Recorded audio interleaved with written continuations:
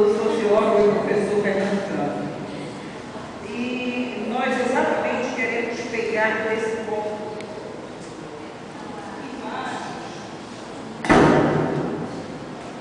As nossas imagens ao vivo, mais tarde, quando nós presenciarmos, né, a nossa dança, nós queremos exatamente que vocês estejam presentes para poder fazer a importância dessa palestra agora do professor Fernando, exatamente fazendo um comparativo.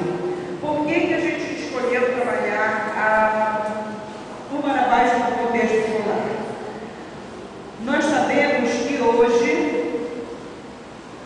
é falado e propalado nos currículos curriculares a inclusão, né, dos estudos da história e da cultura afro-brasileira no contextos escolares.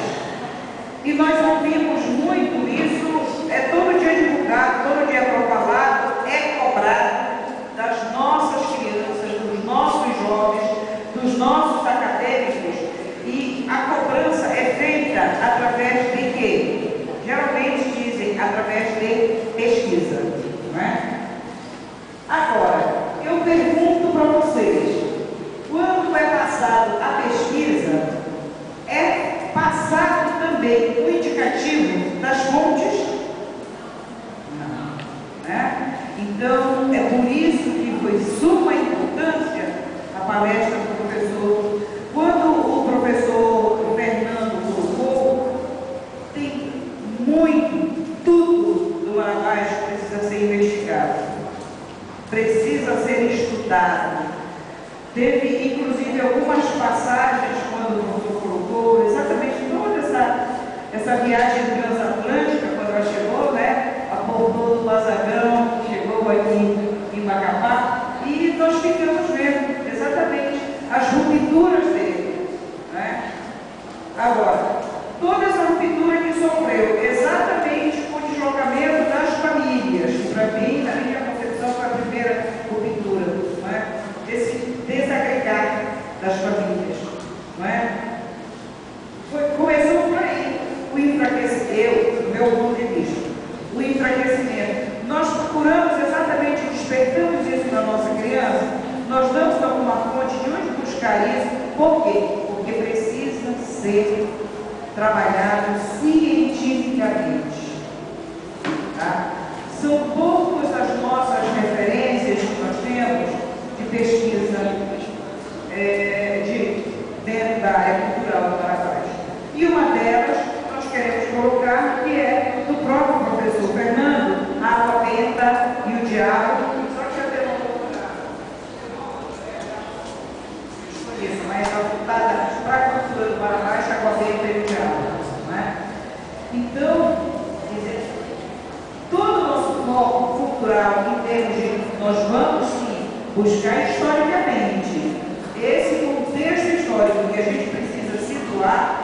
Nós temos uma referência, nós temos todo aí o livro de história do professor Fernando, né? E outros alunos, o professor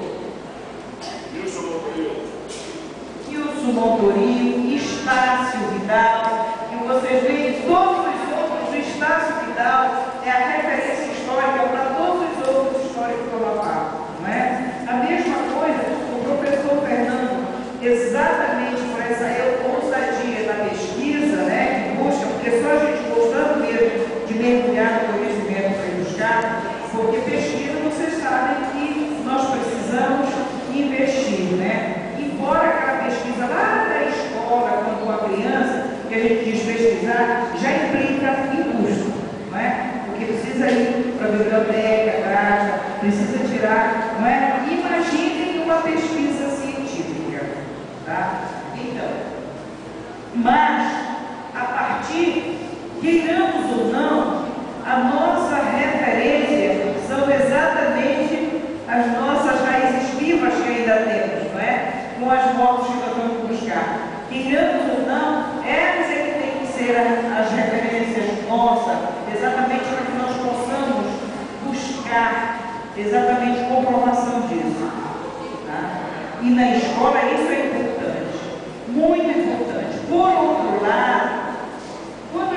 demanda. Eu já vejo nesse nível de pesquisa científica, para quem?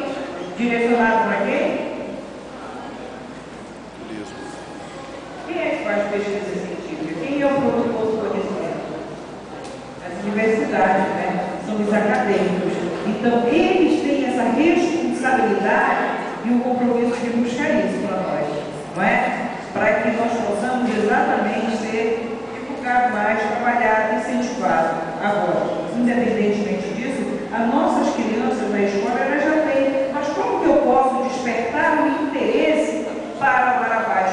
Porque é tido assim, uma coisa que é de ler, que é de preto, que não sei o que, sabe? São com substantivos, tá? Depreciativos e pejorativos. E ele deve ser exatamente ser a nossa referência, o nosso orgulho. Então, por isso que ele precisa ser trabalhado. Antes de eu trabalhar a história lá da Ásia, eu preciso conhecer a minha história, para poder, a partir daqui, eu chegar no conhecimento mais amplo dentro. E assim, dentro da escola infantil. Na escola infantil, eu tenho que trabalhar no Marabás, sim. Em quê? No contexto do bairro. Não é? Em que bairro ele se situa? Aonde, quem são os personagens que trabalham nele?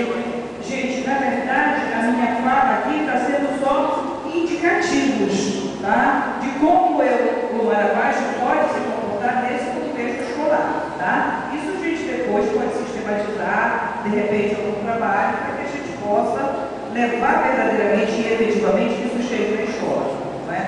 Então, dentro do nível de pré-escola, vocês sabem que a criança, o desenho, não é? É uma das coisas que ela manipula dentro da pré-escola. Para vocês verem como nós podemos trabalhar todos os elementos do Marabás, desde a pré-escola até a universidade. Né? Então, uma criança é exatamente na construção, no desenho do tambor, no desenho da bandeira, na pintura, na identificação das cores, né? E o professor Fernando muito bem colocou, que é o vermelho, né? O branco e o azul, que são as cores dessa representatividade. Tá? Então,